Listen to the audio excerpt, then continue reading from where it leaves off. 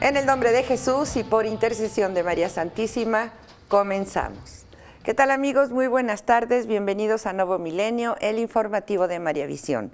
Hoy es miércoles 15 de enero del año 2014. Hoy festejamos a una mujer preciosa, a Santa Raquel. Raquel fue esposa de Jacob, hijo de Isaac, hijo de Abraham.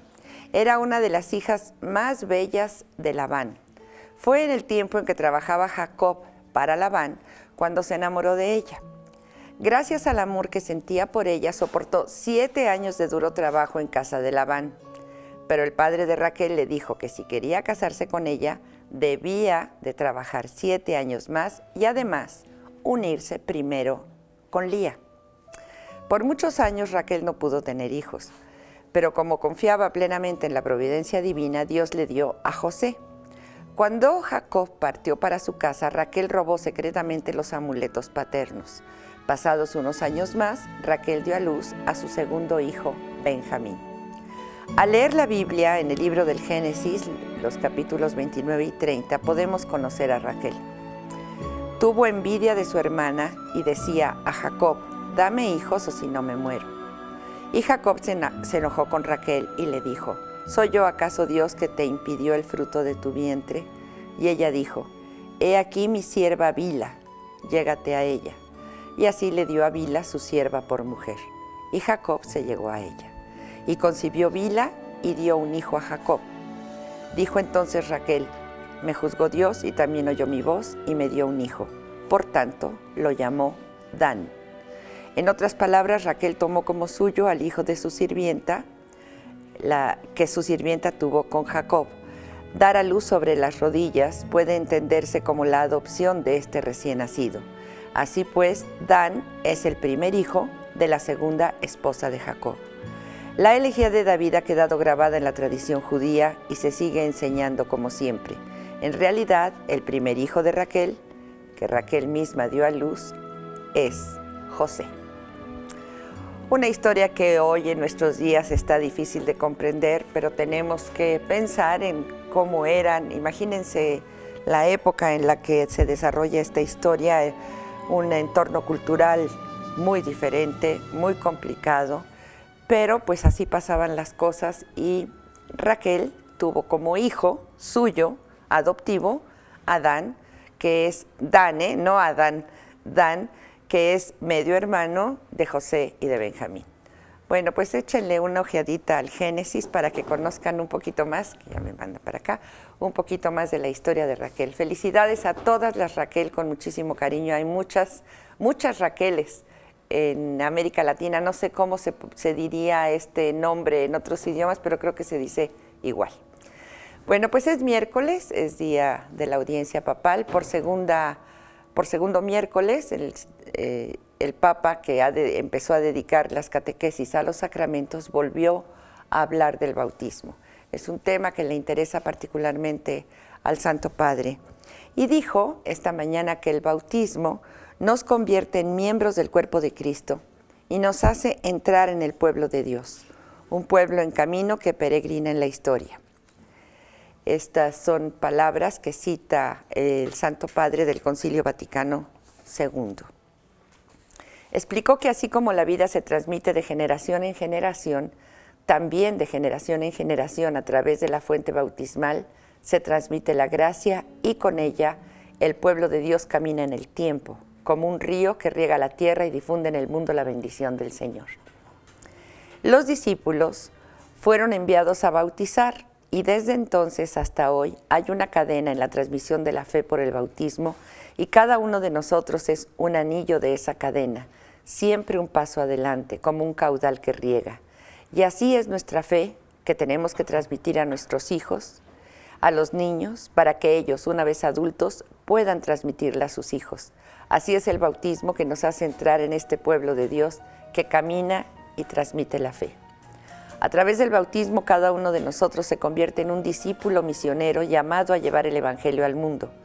Cada uno de los bautizados, cualquiera que sea su función en la Iglesia y el grado de instrucción de su fe, es un sujeto activo de evangelización. La nueva evangelización debe implicar un protagonismo de todos. y cada uno de los bautizados. El pueblo de Dios es un pueblo discípulo porque recibe la fe y misionero porque la transmite. Esto es lo que hace el bautismo en nosotros, nos hace recibir la gracia. Y la fe es transmitir la fe.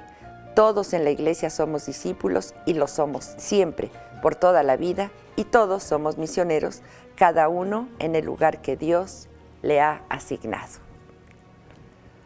Pues miren, me encantó la catequesis del Papa de hoy, saber que por el bautismo todos tenemos la misión de ser discípulos y misioneros, y bueno, es un aprendizaje, es un camino que vamos reconociendo con el paso de la vida. Y ahora que el Papa habla de este ir de generación en generación, pues nada más hay que remitirnos al Magnificat para entender el canto de la Santísima Virgen y entender en esta ocasión la catequesis del Santo Padre. Vamos a ver el mensaje en español, a rezar el Padre Nuestro y a recibir la bendición apostólica. Vamos. A que alargue tantito. Bueno, pues muchísima gente en Roma, como cada miércoles, el Papa muy bien.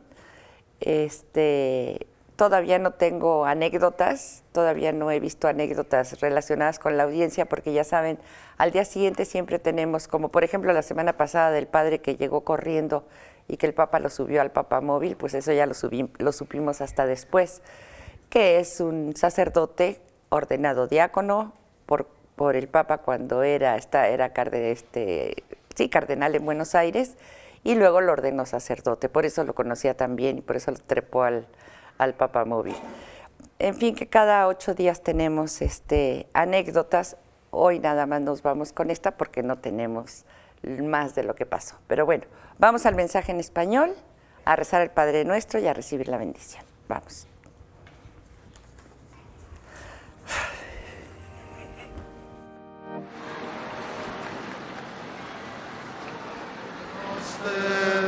Qui ex in celis, sanctificetur nomen tuum, adveniat regnum tuum, fiat voluntas tua, sicut in cielo et in terra. Panem nostrum quotidianum da nobis hodie, et dimitte nobis debita nostra, sicut et nos dimittimus debitoribus nostris, et ne nos inducas in tentationem, sed libera nos a malo. Dominus vobiscum, Et cum spiritu tuo, sit nomen Domini benedictum, ex hoc nunc et usque in saeculum, aiutorium nostrum in nomine Domini. qui fece caelum et terram. Benedicat vos omnipotens Deus, Pater, et Filius, et Spiritus Sanctus. Amen.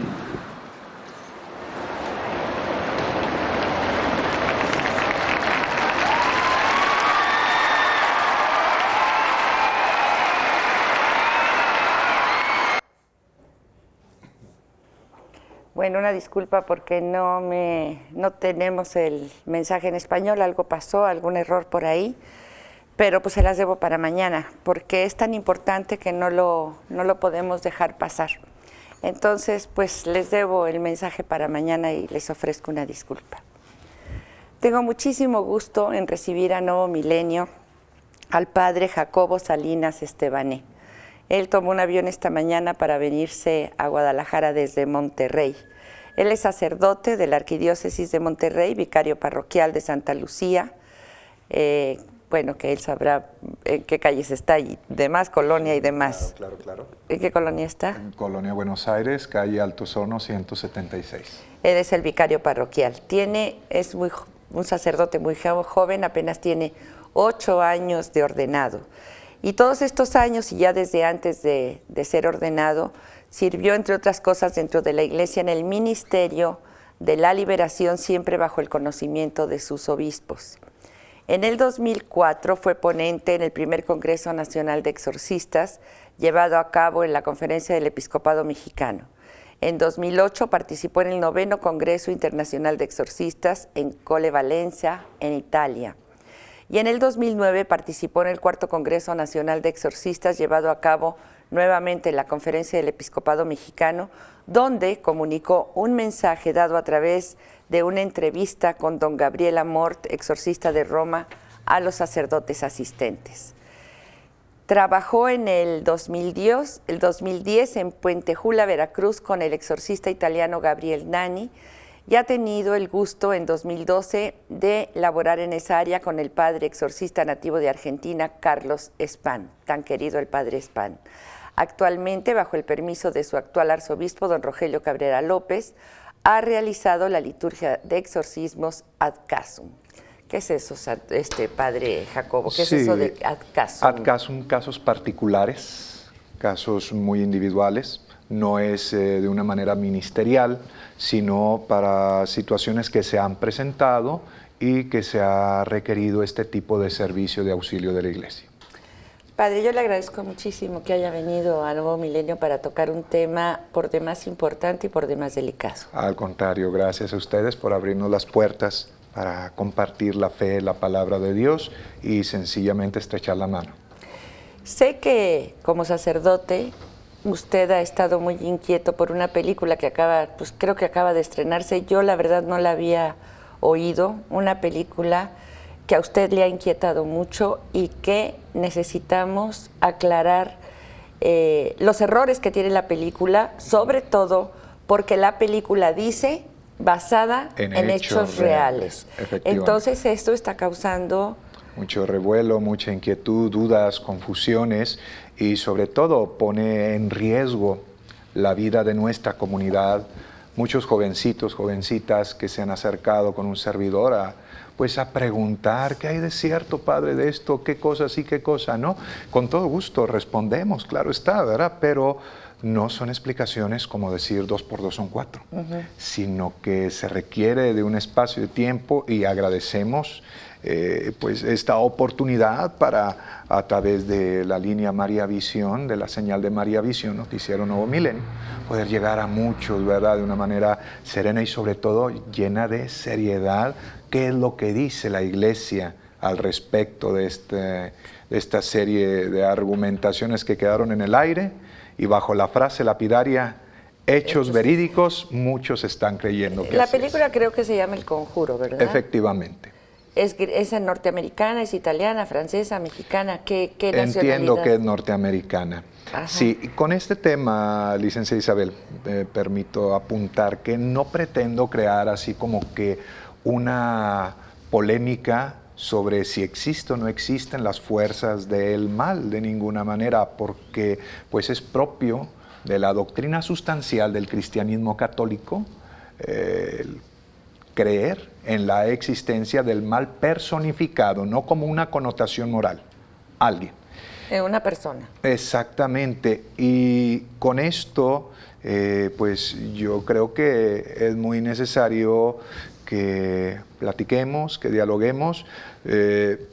Si nosotros negáramos la existencia de ese ser pervertido y pervertidor, raro pero real, si nosotros negáramos eso, tendríamos que quitarle validez a los múltiples testimonios de los evangelios, al testimonio de los santos padres de la Iglesia, los discípulos de los apóstoles de Cristo Jesús. Tendríamos que pensar que a lo mejor su doctrina estaba un poco pues fuera de la realidad, que el Vaticano II, inclusive, que también subrayó y habló sobre este tema, pues no fue del todo verídico. Papa Juan Pablo II, el querido Papa Juan Pablo II, 1998, renovó el ritual de exorcismos que desde 1614 con Paulo V no había sido jamás tocado. ¿Por qué lo hizo?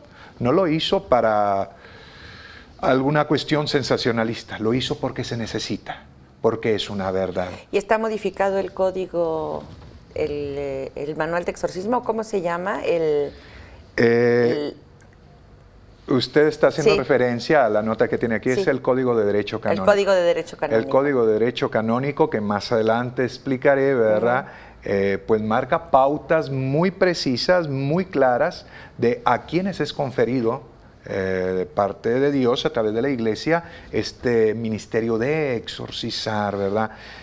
Yo creo que es importante el tema que estamos abordando aquí sobre la mesa porque es muy actual, licenciada, porque muchos lo han visto, porque muchos se han confundido y sobre todo por esto que decíamos, está respaldado bajo esa frase pues bastante fuera de la verdad de que son Basado en hechos reales. Entonces yo entiendo, licenciada, salvo que me equivoque, que tienen ustedes por aquí algunas imágenes, algunas escenas, ¿verdad? De la película. Que Sí, sería a bueno que las viéramos Ahí está. para refrescar. Ahí está, precisamente de la película El Conjuro.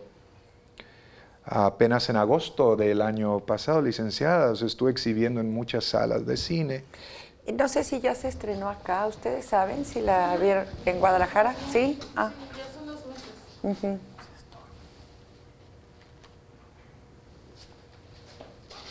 ¿No tiene audio? No. Puede comentar, padre. Bueno, lo que tenemos por aquí empezaría pues desarrollando el cuerpo de, bueno, ¿y cuál es el problema? Dirá la gente, es una película, sí. Se narra lo siguiente, tal vez muchos de ustedes que nos están siguiendo a través del programa lo vieron. Se trata de un matrimonio joven, donde él de hecho había hecho antes de casarse estudios eclesiásticos. Bueno, por fin decide casarse y colaboraban con un sacerdote que tenía el ministerio de exorcista. La cuestión está de que inicia aparentemente todo correcto, aparentemente todo bien, licenciada, porque de hecho ponen una escena donde están dando un tipo conferencia y les hacen una pregunta que me parece a mí que respondieron ambiguamente. Les hacen la pregunta, bueno, ¿y ustedes han hecho exorcismos? Y aparentemente alguien podría decir, no, pues la respuesta fue bien. Dicen, no, porque no tenemos el permiso. Es una respuesta verídica o, digamos, verdadera, pero a medias. Ajá.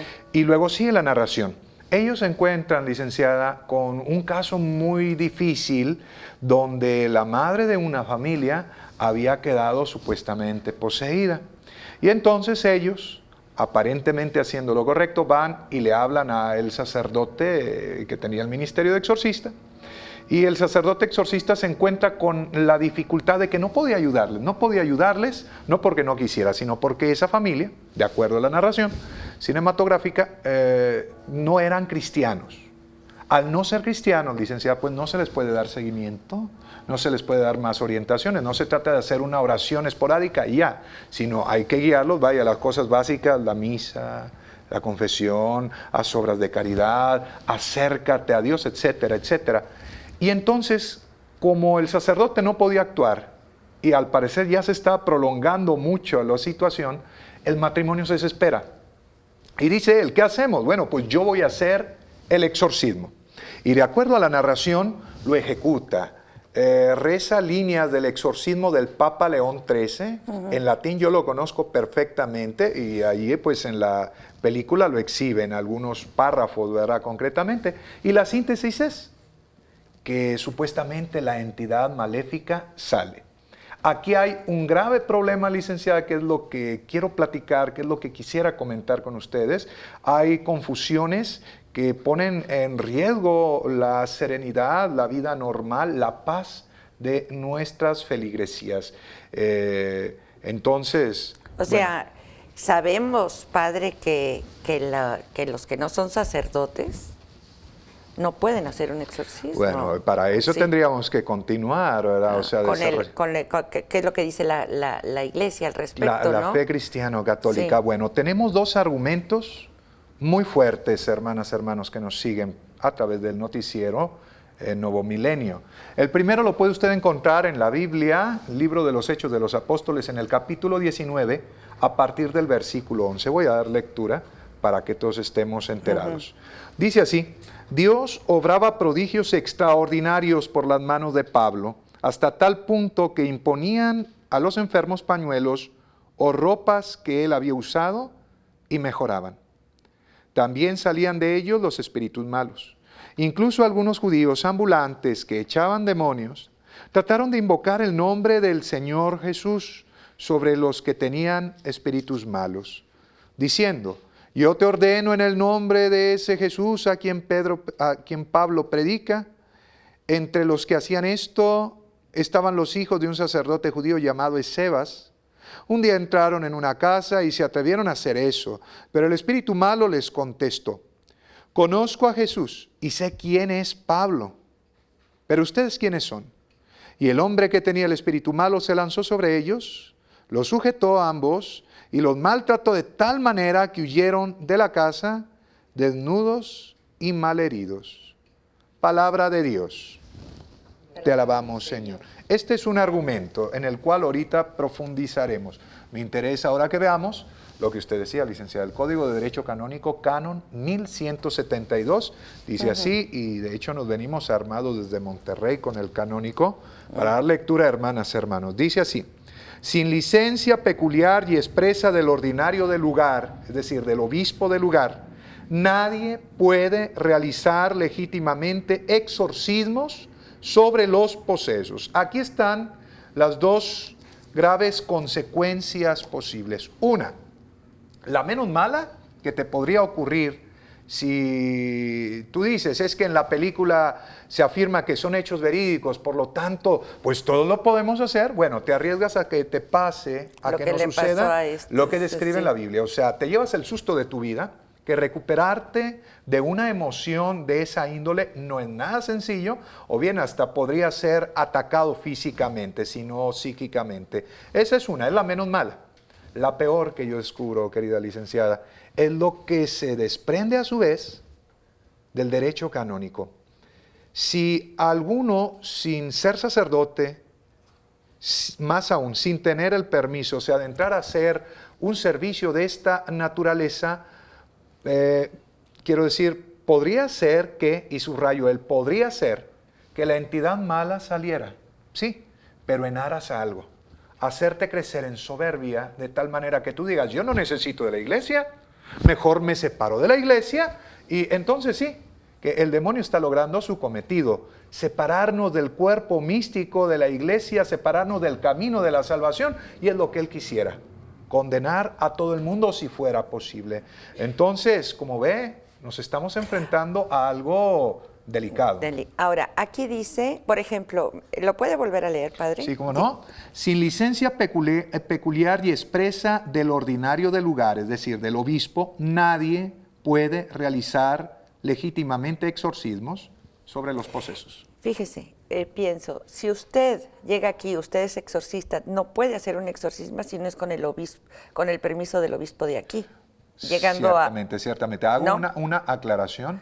Yo he realizado esta liturgia ad casum. No soy exorcista ministerial. Okay. La he realizado para casos particulares, es decir, tengo conocimiento por la gracia de Dios y de la pastoral, pues, de esta materia, ¿verdad? Pero ciertamente nosotros no podríamos sin el permiso de nuestro obispo, ¿verdad? El obispo, claro, analiza con serenidad, se pasa por el tamiz médico, se consideran 1000 factores y pues es un mandato de Jesucristo. Evangelio de San Marcos, capítulo 16, casi al concluir, dice el Señor, estas serán las señales que acompañarán a aquellos que crean en mí.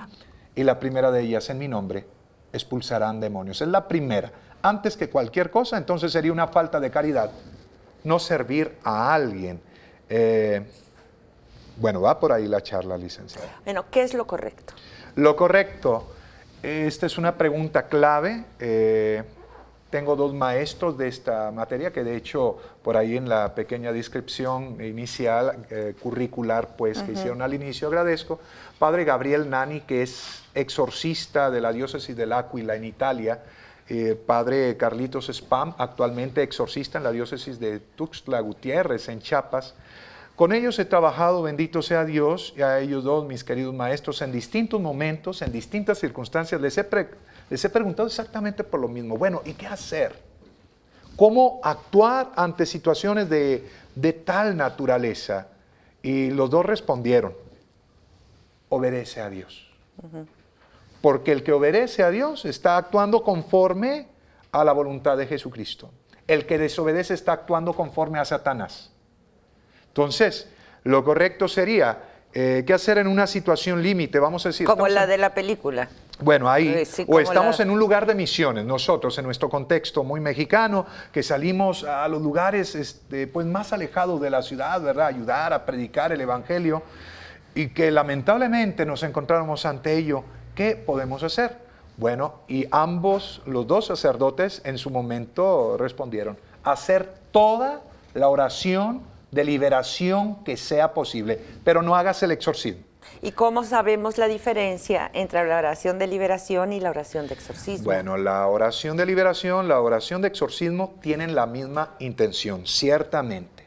Sin embargo, la oración de exorcismo, que más bien prefiero yo llamarla liturgia, es una liturgia de la iglesia. En la misma se proclama el Evangelio, hay salmos, hay letanías de los santos, una oración imperativa, una oración deprecativa, tiene forma. Inicia en el nombre del Padre, del Hijo y del Espíritu Santo y con bendición final. La oración de liberación es una oración espontánea, es de piedad. Basta que tú tengas la intención, licenciada, de pedirle a Dios que aquello malo que está maltratando a mi hermana, a mi hermano, se vaya y se convierte en oración de liberación. Así fuera un rosario. Yo se lo ofrezco a María Santísima con la intención de que aquella persona vejada, maltratada por el enemigo, quede recuperada totalmente y vale. Ahora, podríamos marcar más diferencias. Ya lo decíamos según el derecho canónico. En la liturgia del exorcismo se requiere absoluta y totalmente, para que sea un legítimo exorcismo, el permiso del señor obispo. Y tiene que ser sacerdote, ¿no? Claro que sí. No, Y que no sea puede ser sacerdote. cualquier persona, o sea, Exactamente. no puede ser un laico. Fíjese, aquí sin querer ya nos estamos metiendo a un tema que se va a ampliar para otro lado. Hay programas de televisión que no son católicos, de hecho, y que vienen del extranjero, que como hablan sin ton ni son, la palabra es que el exorcismo, es que vamos a hacer un exorcismo, y no tiene nada que ver con lo que realmente ha enseñado, ha dejado Jesucristo a la Iglesia Católica, que es la madre del tesoro, del depósito de la fe, y que de generación en generación ha llegado hasta nosotros. Pero mire, vamos a seguir De la línea desarrollando. que sí llevamos. Diferencias entre oración de liberación y liturgia de exorcismo. Decíamos, se requiere del permiso del arzobispo. Cuando el obispo o el arzobispo confiere esta facultad al sacerdote, van de por medio todas las indulgencias de la iglesia. No va solo el sacerdote a esa batalla. Por eso decimos que el sacerdote triunfa, pero no por sus propias capacidades, sino porque Dios lo está bendiciendo poderosamente. O sea, una vez que, a ver, permítame que lo interrumpa, una vez que el obispo o el arzobispo de la diócesis autoriza al sacerdote a realizar un exorcismo, en ese momento usted dice todas las indulgencias de la iglesia lo acompañan. Sí, hay un enorme poder que está respaldando al exorcista, ¿verdad? La oración de liberación normalmente es comunitaria. Hay un grupo de gentes, haya sacerdotes o no sacerdotes, todos la podemos hacer. Y que puede ser cualquiera, Aves Marías, Padres Nuestros. Efectivamente, o tu oración espontánea, simplemente. La oración o la liturgia del exorcismo, la esencia del exorcismo, licenciada, es el conjuro, es la orden imperativa. Sin conjuro no habría un verdadero exorcismo. En la oración de liberación no hay orden imperativa, jamás, nunca. Es oración deprecativa. Yo no le ordeno al demonio. Yo le pido a Dios que saque esa basura que está ensuciando el corazón de mi hermano, ¿verdad?